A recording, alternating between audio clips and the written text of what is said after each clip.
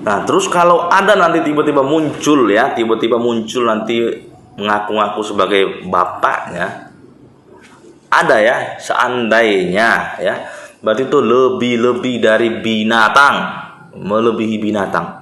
Kenapa melebihi binatang? Binatang aja nggak ada yang nggak mengakui anaknya. Kemana dia selama ini? Kan begitu. Nah, melebihi binatang. Ada binatang yang makan anaknya? Nggak ada. Ada binatang yang menelantarkan anaknya? Nggak ada. Makanya kalau nanti tiba-tiba ada muncul yang ngaku-ngaku sebagai bapaknya, nah dia lebih dari binatang. Kan itu bukan cucu kamu, karena ada yang punya itu orang, ada yang punya itu anak, ada yang punya. Bentar lagi muncul. Tunggu aja. Oke?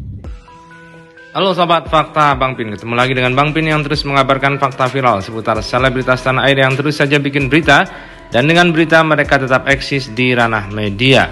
Bola panas yang dilemparkan oleh pengacara dari kubu Dodi, yakni Firdaus Oiwubu, nampaknya ditanggapi oleh beberapa pakar dan ahli hukum.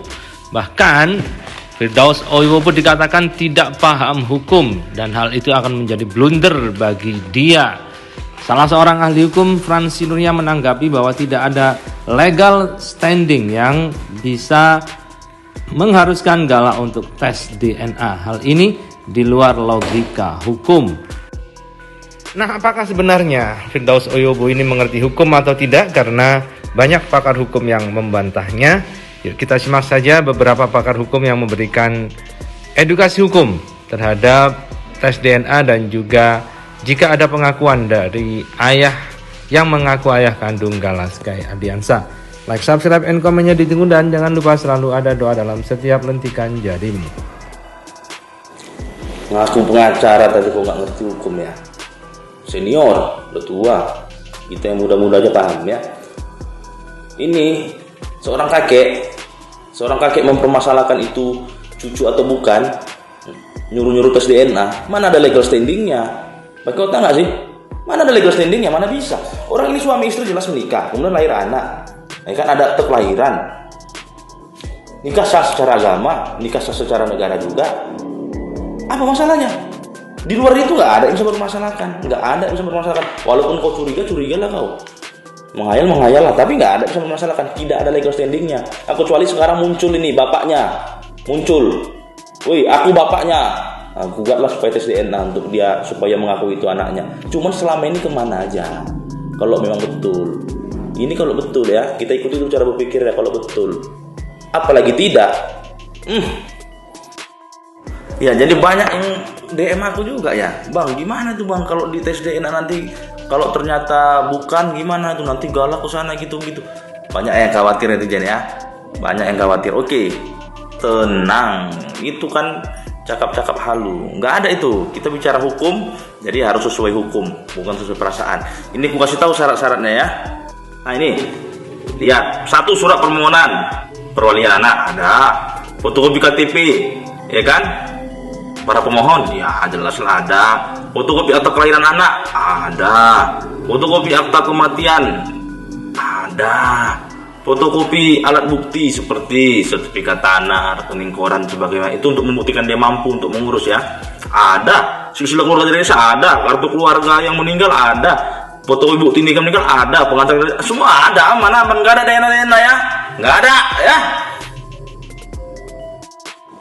Makin aneh aja ya, makin aneh. Jadi ini coba kita ikutkan dulu cara berpikirnya ya. Kita ikutkan, gak usah kita bicara hukum lah. Ya, karena nggak ada urusan hukumnya di sini. Terlalu banyak berhayal, terlalu banyak mengada-ngada. Ya, pakai otak aja lah. Ya, pakai otak aja. Coba kumpulkan seluruh bapak di seluruh dunia, seluruh bapak ya, seluruh ayah. Ada anak perempuannya, ya kan? Jelas menikah, ya kan? Terus punya anak. Terus ketika mereka sudah tiada, terus ada orang lain tiba-tiba ngaku itu anaknya, nantang-nantang tes DNA. Yuk, aku tes yuk, pasti seluruh bapak yang ada di dunia ini pasti ngajak berantem yuk, pasti ngajak ribut yuk. Ini kok jadi aneh, kok justru dari pihak keluarganya yang mengatakan bahwa itu bukan anak dari suaminya. Itu kan sama dengan mempermalukan anak perempuannya sendiri. Kacau. Saya ingatkan untuk tidak lagi mengganggu keluarga Haji Faisal karena bisa diperkarakan, mau secara hukum atau mau secara mistis. Dulu disuruh digugurin, katanya malu. Dulu ya, katanya malu, nggak usah tinggal bareng, kontrak aja. Malu katanya punya bayi haram. Sekarang giliran ada duitnya, ada keuntungan di situ, biar bisa podcast, biar bisa dipanggil TV dan lain-lain, ya kan? Diakui atau tidak, keberuntungan anak yang lu anggap haram itu ada. Dan akhirnya apa? Bermanfaat kan buat keluarga lo. Maka jangan sembarangan, nggak ada yang haram. Dulu aja suruh gugurin, malu. Sekarang aja, aku sayang kamu, bisa aja. Sandiwara. Assalamualaikum warahmatullahi wabarakatuh. Banyak kawan-kawan mempertanyakan kenapa saya membela Pak Dodi Sudrajat. Ya jawaban saya simpel aja sih. Yang pertama, seorang lawyer itu tidak boleh memilih-milih kasus ya. Dimana ada peristiwa hukum ya dan si klien itu membutuhkan pendampingan hukum, kita harus siap. Walaupun di situ keadaannya masih dalam proses ya, proses administrasi hukum ya, administrasi hukum baik pidana maupun perdata. Dan yang kedua, saya melihat Pak Dodi Sudrajat ini nggak buruk-buruk amat gitu loh. Terlihat jelas bahwa dia walaupun terseok-seok ya, sampai saat ini pun orang-orang menghujat beliau, dia masih tetap fokus mensupport Mayang ya. Walau kata orang dengan keterbatasan skill ya di dunia seni, beliau tetap mensupport anaknya biar jadi. Satu anaknya sudah jadi. Namun kan kita tahu seorang anak itu kadang-kadang ada hilaf, ada alpa ya kepada orang tua. Yang lebih bahaya lagi ketika anak ini menjelek-jelekan orang tua di media sosial sehingga aib orang tuanya terbuka, lalu kita sebagai anak ini lupa diri gitu loh, tidak meminta maaf. Mungkin juga azab yang turun dari Allah SWT itu karena anaknya menelanjangi orang tuanya. Padahal anak itu tidak boleh menghardik, mencaci maki, membuka aib keluarga, apalagi bapak ya ibu di media sosial, tidak boleh itu, tabu sekali. Tapi nggak tahu lah itu perhitungannya masing-masing.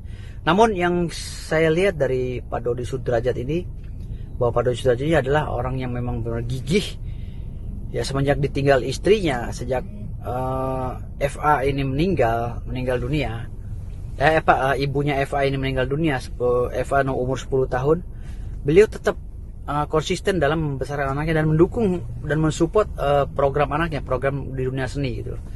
Bayangkan aja, ibunya FA ini adalah seorang mu'alaf ya. Beliau menikah, tahu sendiri kan kalau muslim menikah dengan mu'alaf pasti tersingkir dari keluarganya si mu'alaf ini. Akhirnya Dodi Sudrajat membesarkan anak-anaknya, membesarkan keluarganya dengan terseok-seok lah bahasanya seperti itu. Tapi dia sanggup menjadikan seorang FA ini jadi artis yang lumayan dikenal di Indonesia, walaupun perjalanannya agak sedikit ya berita-berita miring biasa lah itu di dunia artis biasa ya. Tapi kan kalau kita menjustifikasi orang terlalu dalam juga tidak baik gitu loh. Yang saya lihat di sini adalah segi positifnya. Pak Dodi adalah cowok tangguh yang benar-benar mensukseskan anak walaupun dicerca seperti apapun. Dia tahu nih getir untuk membesarkan anaknya, dia tahu getir anaknya disaing-saingkan dengan anak orang lain yang sudah viral ya. Sementara dia ini dibully habis-habisan anaknya, tapi dia tetap mempersembahkan karya anaknya. Walaupun kata orang ini nggak pantas jadi artis. Tapi kita lihat lagi, Allah, ketika Allah memuliakan seorang manusia, walaupun jutaan manusia menghinanya, tetap akan mulia. Percaya sama saya. Nah, insya Allah ke depan doa saya, Mayang akan menjadi artis. Tapi tetap jaga diri dan jangan sombong. Karena banyak artis yang tumbang, ya.